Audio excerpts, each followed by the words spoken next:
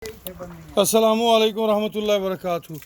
माशाअल्लाह जी हले सून वाली जे, हले तो वक्ती पई जे, ना कोई डक्का है तो ना कोई रोक है, ना 12 तो ना 24 घंटे, सिर्फ जो कुदरती हैगा जे वो तुहाडे सामने जे। ये तुहानू असी अनमोल हाजमा मसाला सुपर प्लस नाल तोहफा देना है। मझ दी सिंगी वेखो माशाअल्लाह, निक्की निक्की सिंगी खूबसूरत। ये राणा वकास साहब के घर की मझ है माशाअल्लाह।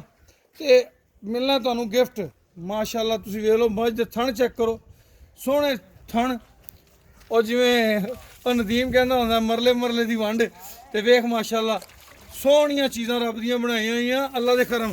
ये अनमोल हाजमा मसाला सुपर प्लस जिहड़ा ਉਹ ਤੁਹਾਡੇ ਜਾਨਵਰਾਂ ਦੀ ਬਿਹਤਰੀ ਵਾਸਤੇ ਤੁਹਾਨੂੰ ਦੇ ਰਹੇ ਹਾਂ। ਉਹ ਅਗਰ ਉਹਦਾ 800 ਲੈਣਾ ਹੈ ਤਾਂ 800 ਦਾ ਉਹਦੇ ਮਾਲ ਦੇਵਾਂਗੇ। ਜਿਹੜਾ ਦੋਸਤ ਹਾਜ਼ਮਾ ਮਸਾਲਾ ਸੁਪਰ ਪਲੱਸ ਖੁਦ ਬਣਾਉਣਾ ਚਾਹੁੰਦਾ ਹੈ, ਬਾਜ਼ਾਰ 'ਚੋਂ 44 ਸ਼ਾਵਾਂ ਖਰੀਦਣਾ ਚਾਹੁੰਦਾ ਹੈ, ਉਹ ਮੇਰੇ ਨਾਲ ਰਾਬਤਾ ਕਰੇ। ਅੱਲਾ ਦੀ ਮਿਹਰਬਾਨੀ ਨਾਲ ਉਹਨੂੰ ਆਪਾਂ ਅਨਮੋਲ ਹਾਜ਼ਮਾ ਮਸਾਲਾ ਦੀ ਸਾਰੀਆਂ 44 ਸ਼ਾਵਾਂ ਵੈਸੇ ਫੇਸਬੁੱਕ 'ਤੇ ਜਿਹੜਾ ਅਸੀਂ ਪੈਕਟ ਦਿੰਦੇ ਹਾਂ ਉਹਦੇ 'ਤੇ ਲਿਖੀਆਂ ਹੋਈਆਂ ਨੇ, ਉਹਨੂੰ ਦੱਸਾਂਗੇ।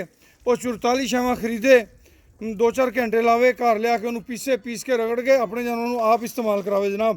बहुत अच्छी प्रोडक्ट बनेगी, जानवरों का फायदा होएगा। मकसद है जानवर को फायदा मिलना चाहिए। बहरहाल तुम वेख लो, तुहाडे सामने जे, अल्लाह की खैर होवे।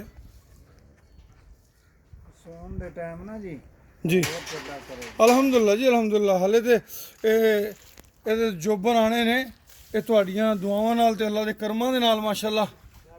ये हकीकत पूछा मैं इन्हां दा वाल ना पुट के देवां, मेरा रब जानदा है, पर ये सिर्फ तुहाडियां मुफ्तां ने। मैं कहना कि मेरे किसान नूं समझ आ जाए कि चंगी शै इस्तेमाल करन दे फायदे की हुंदे ने। ये तो चीज़ां आनियां जानियां ने, ये चीज़ां आंदियां जांदियां रहिंदियां ने, इसलिए सिर्फ तुहाडियां मुफ्तां वास्ते सारे मामलात चल रहे ने। अल्लाह तुहाडी हयाती करे ते तुहानूं अल्लाह पाक खुशियां देवे जी। जिउंदे वासदे रहो माशाअल्लाह।